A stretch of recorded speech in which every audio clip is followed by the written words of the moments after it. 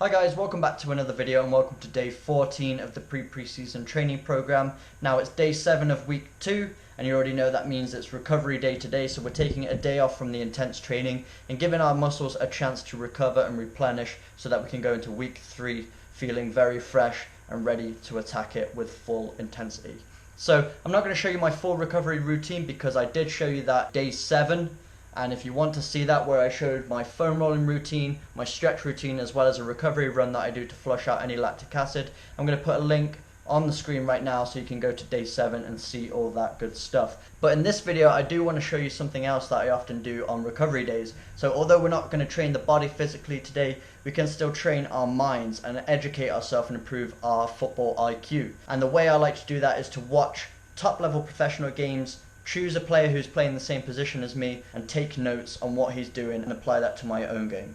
So that's what we're going to be doing today. The game I've chose to watch is Bayern Munich versus Borussia Dortmund from a game back in 2012, and the player I'm watching is Arjen Robben, who plays on the right hand side as a left-footed player, so he's an inverted winger. It's a position I often play, although I am right-footed and often play on the left-hand side. So the reason I've picked Arjen Robben, as I said, he plays in my position, but he's someone that I really look up to. He's a player that, if I had to pick a professional player to emulate, it would be him, aside from the diving. Sorry, Arjen.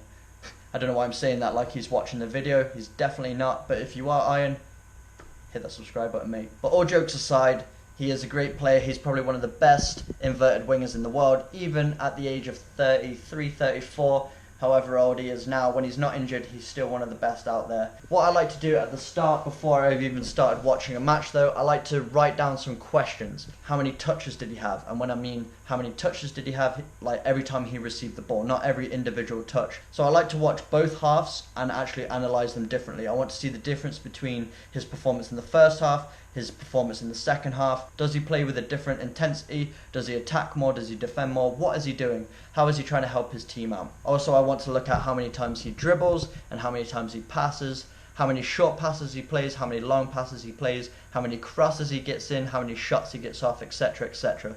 So I'm writing down a list of different things that I'm looking for, and I'm going to tally chart them, and then at the end of each half I'm going to compare them, see how many times he's actually influencing the game. So let's get into it.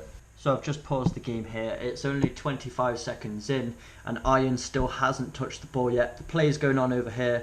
Ribery just got fouled. But I'm just paying attention here. Even though the play is going on over here, he's not tucking inside. He's still staying wide because he's got all this space to look at. So if he gets the ball, he's in a better position to create something dangerous than he would if he was in here and it was all congested. He'll get closed down very quickly, but here he has time and space to really take control of the ball, decide whether he wants to dribble, pass, shoot, whatever he wants to do. So just paying attention to this next scene here, it's only a couple seconds after the one I just showed you, but he's about to whip in the ball for the free kick. Not Arjen, Arjen's actually over here. But the box is loaded with Bayern players, guys who want to get on the end of it, try and head that ball in.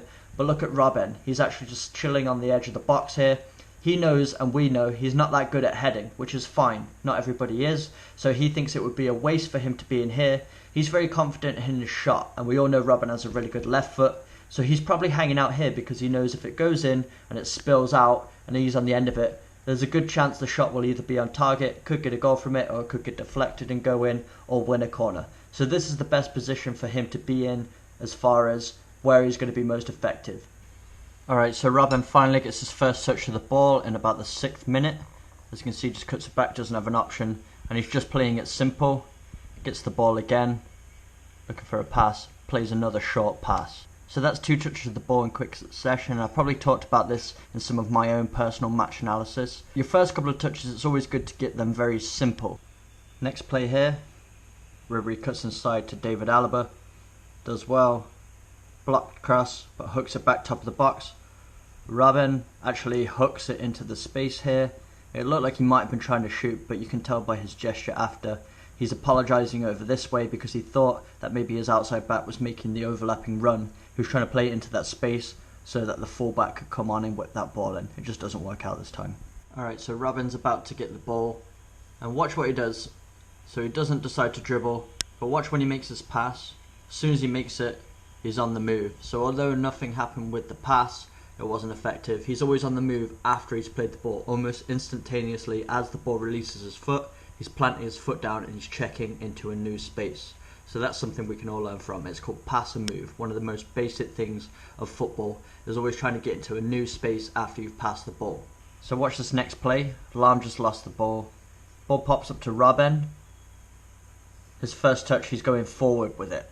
So as you can see, he's probably growing in confidence at this point. His first few touches, I haven't showed every pass he's made, but the majority of them have either been backwards or just over 5 to 10 yards. Very short, very simple, just keeping the ball, not trying to do anything fancy. Now you can see that his body language is starting to go forward. So at this point, he's trying to make something happen and trying to be a bit more positive with his play. Alright, so next play here, just have a look at Robben's touch here. He did so well to take that out of the air. That ball was driven in really quickly, but he managed to deal with it and get it down. And he actually made a positive play out of it. His touch went forward. Was it a foul? Probably not. Ball comes out into the space over here. And watch Robben's movement. He's immediately backpedaling into space so that if he gets the ball, he's got more time. So having a look at this next play here, you'll see the ball actually makes its way out to the Borussia Dortmund fullback. And watch Robben's movement here. Full speed, pressuring them. He's not expected to win that tackle, but he is just trying to force them back, because this is the least threatening place for the opposition to have the ball. Receives the ball, going at the defender one-on-one. Now pay attention, let's just look at that one more time. So when he received that ball, he faced his defender. He didn't shy away, he really faces him, goes straight at him, because then the defender's forced to choose what side he thinks he's going to go. I've really talked about this in a lot of my own match analysis, but let's just see how Robben does it here. So faces the defender, shows him with the hips, Robben's able to take him line, plays a great 1-2 here, plays a low cross, it's just unlucky, but it actually wins a corner for Bayern Munich. But the key point to take away from that play was how he really faced the defender. He didn't do any fancy moves, he just went straight at his defender, nudging the ball with small touches, and then when the defender was forced to commit, Robben just made a quick movement down the right hand side, accelerated away, and was able to create an opportunity for the team. Again, watch this. Ball comes into the central midfielder, Robben's backpedaling, trying to create that angle. So he's getting as wide as he can. His feet are actually almost on the line there, so he's really trying to get wide. Next play here, ball spills wide, Robben comes to collect it. He's going at the defenders, which is positive. Defenders do well to hold him up, and I don't know why he's doing that. That's the one part of Robben's game I absolutely despise. Let's have a look here. See, really nothing happened. Robben kicked the ball and his follow through ended up making contact with the player, and for some reason Robben felt they need to dive to try and win a foul for his team. I definitely don't condone that.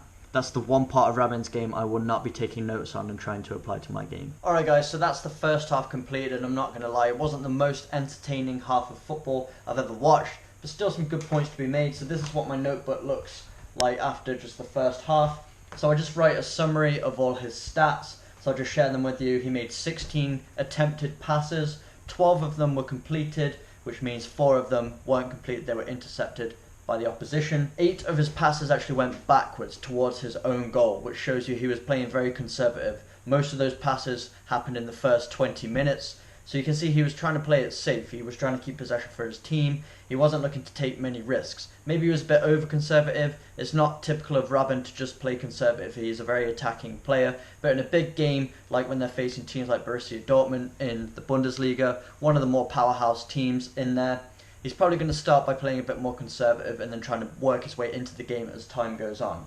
So then at the end of each analysis, I like to write some notes to myself, just to give a quick summary of what I noticed and took away from this half of football. So I noticed that he played very conservative, as I've already mentioned, and especially at the start of the game. But then I noticed as soon as he started facing his opponents and actually going at them one-on-one, because at the beginning he was really, his body language was facing his own goal most of the time. As soon as he was positive with his body language, facing his opponents one-on-one, he made a lot more happen. They started to try and guess where he went, and he was able to use his speed to get around them. He made a few more dribbles, made a few more chances happen. So that's my takeaway from this game. But yeah, that's pretty much what I get up to on my days off when I'm doing match analysis. You can't just sit there watching YouTube highlights of these players, as I said, because you're going to get the wrong portrayal and the wrong idea of what you need to be a good attacking player. If you just watch the YouTube highlights, you're going to think every time you get the ball you have to dribble or you have to score a goal, otherwise you're not effective. But that's not the case whatsoever. So yeah, that's it. And if there's only one little bit of knowledge to take away from that whole first half, it's still worth it. It's still something that I can think about and apply to my own game. So even though I haven't trained physically today, I still feel like I've learned something mentally, and I'm still advancing in my game, even on my days off. So if you did like this video, make sure you smash that like button, hit that subscribe button for daily training videos, and I will see you guys tomorrow.